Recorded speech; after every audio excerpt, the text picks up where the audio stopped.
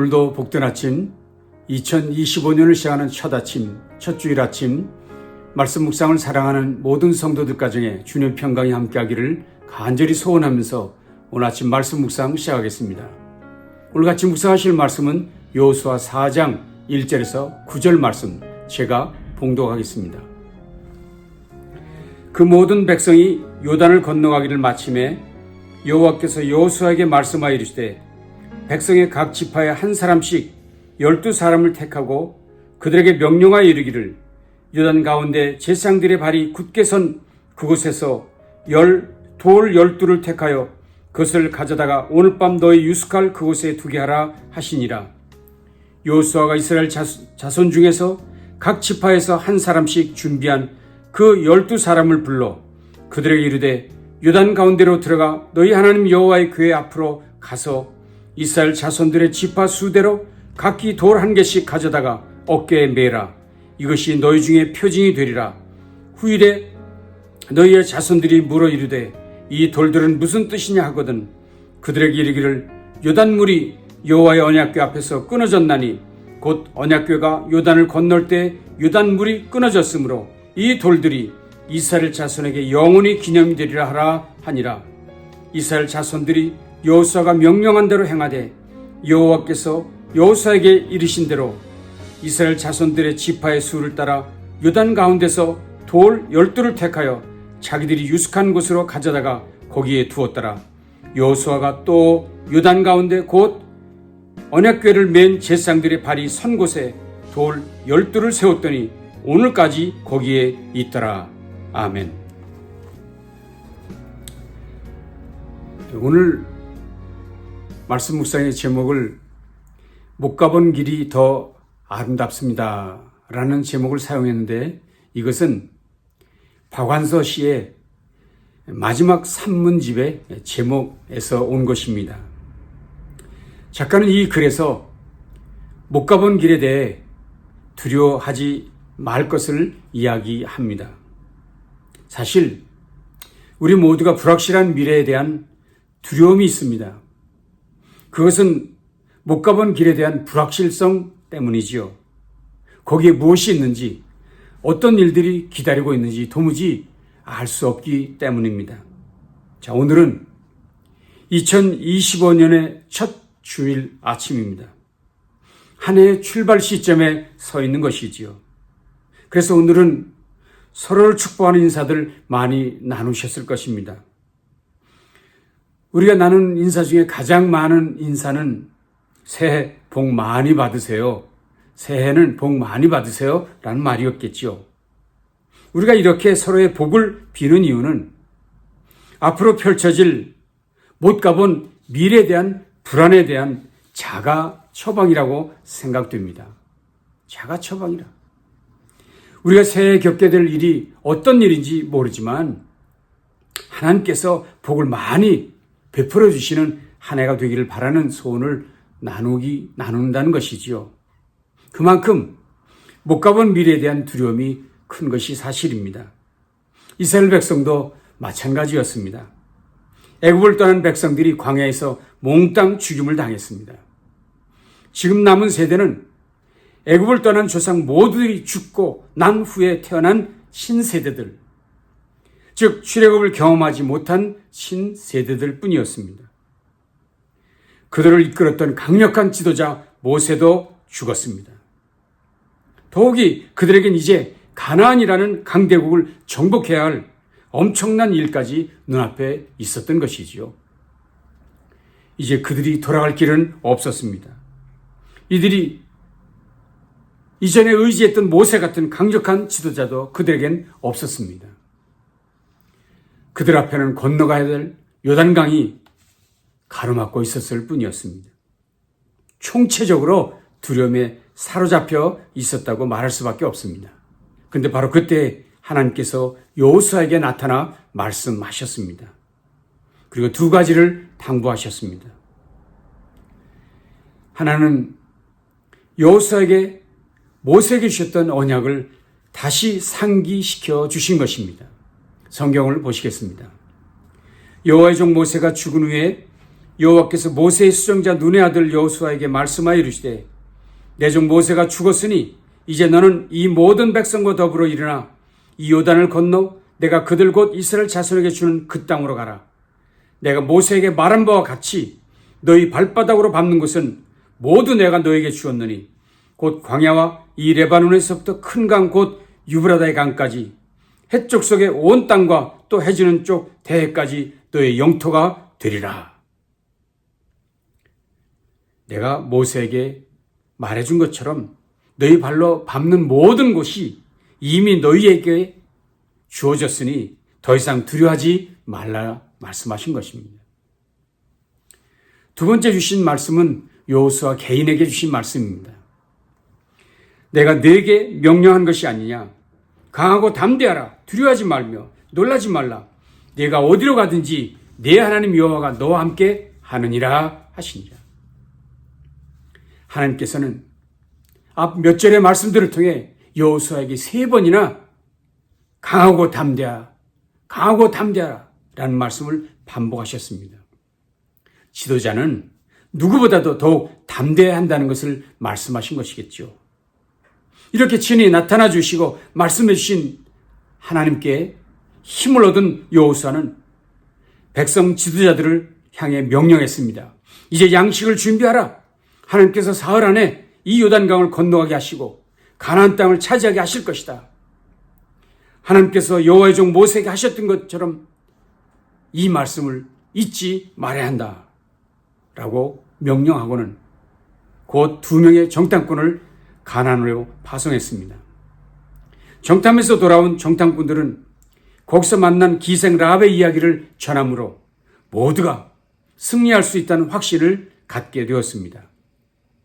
다음날 아침 일찍 여호수아는 백성들에게 요단강 도하를 위한 구체적 작전 명령을 내립니다. 제사장들은 법궤를 모고 백성들 앞에 행군하고 그 뒤를 백성들은 따르십시오. 법궤를 맨 제사장들이 앞장서 가고 그 뒤를 백성들이 따르라. 드디어 요단강 도하 명령을 내린 것입니다. 아마도 가장 두려워했던 이들은 레위 제사장들이었겠지요. 왜냐하면 그때 강물이 가장 크게 범람을 치리라고 성경은 말하고 있었기 때문입니다. 그러나 법궤를 맨 제사장들은 여호수아의 명령에 순종하고 도덕에 흐르는 강으로 들어섰습니다. 그들의 발이 강물에 닿자마자 물길은 갈라지고 끊어졌습니다. 놀라운 일이 일어난 것이지요. 오늘 성경은 이렇게 기록하고 있습니다. 요단이 곡식 거두는 시기에는 항상 언덕에 넘치더라.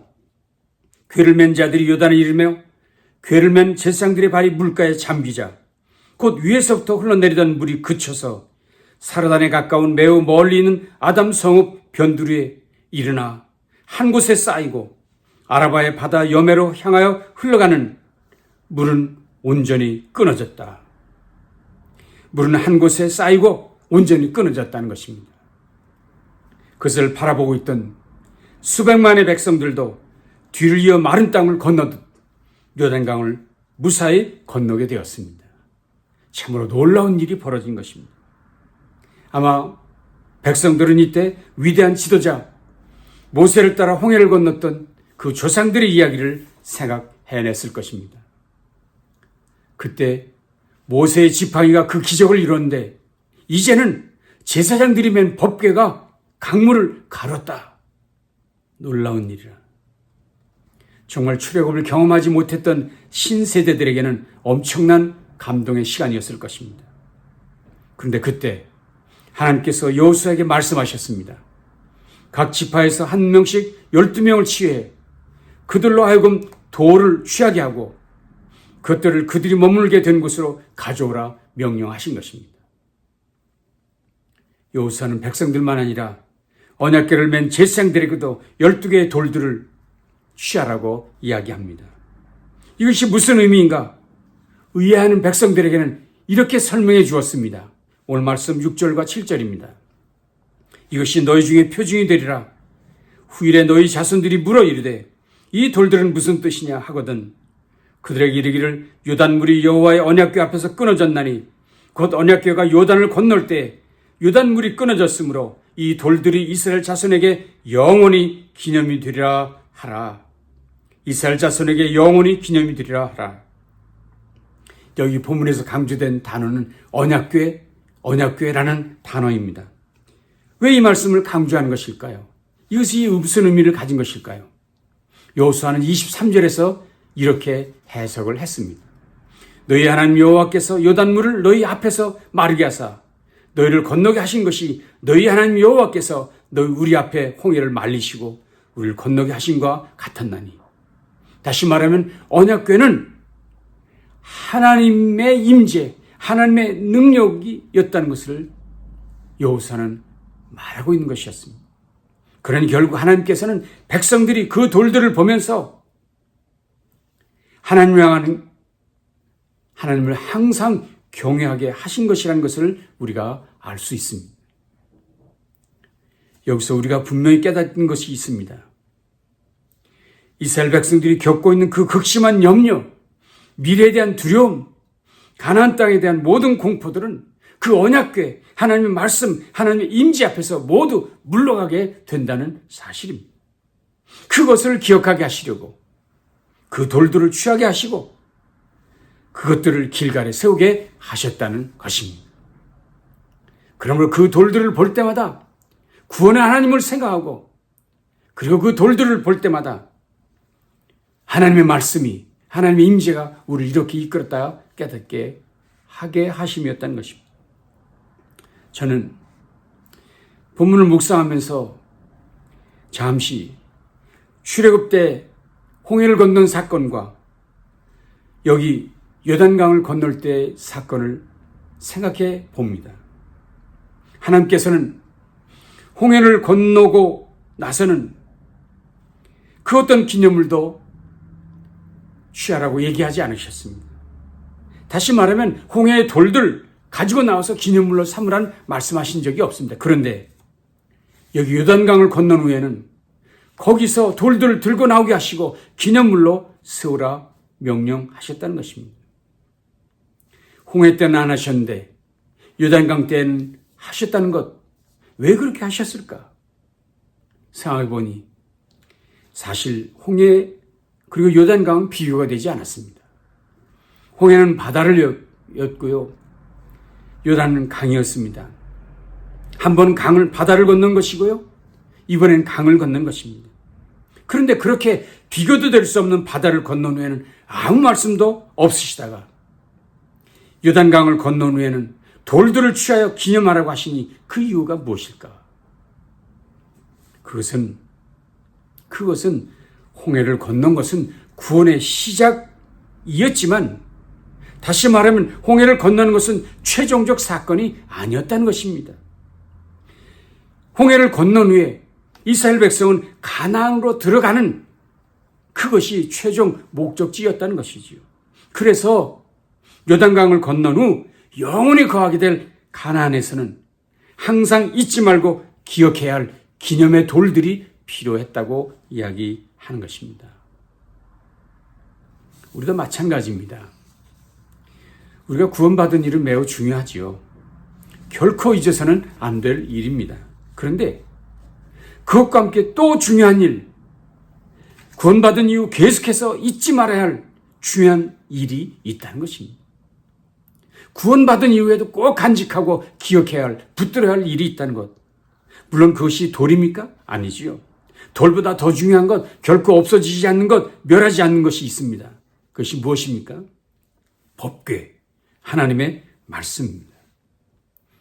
마치 여호수아 때 요단을 건너게 하셨던 그때 여호와의 법궤가 앞장섰던 것처럼 이제 우리들에게도 우리의 이 불확실한 미래, 도덕에 흐르는 세월의 강을 건너게 하고 멈추게 할 수 있는 법궤, 하나님의 말씀이 있어야 한다는 것. 이 말씀이 요단강을 건너게 한다는 것, 요단강을 멈추게 한다는 것, 이 사실을 기억하게 하시기 위함이라는 것입니다. 그것 없이는 이 불확실한 시대, 한 번도 가본 일이 없는 이 2025년을 헤쳐나갈 수 없다는 것. 그것 없이는 여호와의 말씀을 인생의 나침판으로 인생의 내비게이션으로 삼아야 한다는 것입니다. 또한 본문은 그것을 우리만 아니라 우리의 자녀들에게도 분명히 가르쳐야 된다고 얘기하고 있습니다. 본문을 보십시오. 너희 자녀들이 물어 이르되 이 돌들이 무슨 뜻이냐 하거든 그들에게 이르기를 라고 말씀하셨습니다. 자녀들에게 이 돌의 의미를 가르쳐 줘야 한다는 것. 다시 말하면 우리 자녀들에게 요단강을 두려워하지 마라. 요단강 같은 세상과 타협하지 마라. 저런 세상에 굴복하지 마라. 오직 여호와의 말씀, 하나님의 말씀 앞장세우고 살아가야 한다는 것. 하나님 앞에만 무릎을 꿇어야 한다는 것. 그분의 도우심, 그분의 인도하심만 구해야 한다는 것을 가르쳐야 한다는 것입니다. 그러기 위해서 우리 모두가 이 법궤의 말씀을 곁에 두고 두려움이 있을 때마다, 염려가 몰려올 때마다 읽고 또 읽고 묵상해야 합니다. 그렇게 말씀을 붙들고 씨름하는 모습을 우리 자녀들에게도 보여주어야 합니다. 그래야 한 치 앞도 내다볼 수 없는 이 세상에서 우리도 우리의 자녀들도 승리할 수 있을 줄로 믿습니다. 자, 그리고 그 말씀을 저와 여러분이 가진 것이 분명하다면 이제는 더 이상 주저하지 말고 머뭇거리지 말고 전진해야 한다는 것을 이 말씀은 교훈합니다. 자, 보십시오. 법궤를 맨 제사장들이 겁없이 요단강에 발을 들여 놓았던 것처럼 하나님의 말씀을 믿고 확신하는 저와 여러분들은 이제 2025년을 향해 이 세상을 향해 직면하고 대면해야 한다는 것입니다. 더 이상 못 가본 길 두려움에 사로잡혀 걱정하거나 좌절하지 마시고 오히려 못 가본 길에서 만날 하나님의 능력, 하나님의 기적을 기대하면서 담대하게 나아가시기를 바랍니다. 그래서 저는 감히 고위된 박한서 씨에게 이렇게 이야기하고 싶습니다. 당신이 못 가본 길이 더 아름답다고 했는데 그 이유는 바로 그 길에서 하나님을 만날 수 있고 바로 그 길에서 하나님의 능력을 기대할 수 있기 때문입니다. 라고 말하고 싶습니다. 우리 모든 성도들께도 이제 권합니다. 2025년 우리 모두 못 가본 길이지요. 누구도 경험해 본 일이 없는 세상입니다. 그러나 두려워하지 마십시오. 염려하지 마십시오. 좌절하지 마십시오. 왜요? 우리가 믿는 하나님의 말씀, 우리가 믿는 이 하나님의 능력을 앞장세우고 순종의 걸음을 내디디면 결국엔 거룩한 승리가 우리 앞에 있을 줄로 믿기 때문입니다. 이 거룩한 믿음, 담대함으로 이제 2025년의 첫 주일을 시작하십시다. 이제 말씀을 들고 세상을 향해 담대하게 행진하십시다. 이제 말씀을 믿고 주님과 함께 우리가 못 가본 그 길 향해 나아가십시다. 기도하겠습니다. 주님, 오늘 2025년을 시작하는 첫 주일 아침 우리 성도들에게 주신 귀한 말씀 만비의 색입니다. 우리도 이스라엘 백성들, 이스라엘의 제사장들처럼 여호와의 법궤를 메고 도도히 흐르는 2025년의 바다를 향해 걸음을 내딛는 믿음의 용사들, 믿음의 행진을 하는 우리 모든 성도들 되어지게 주시옵소서. 예수님 귀하신 이름으로 간절히 축복하며 기도합니다. 아멘. 주님과 함께 승리하십시다.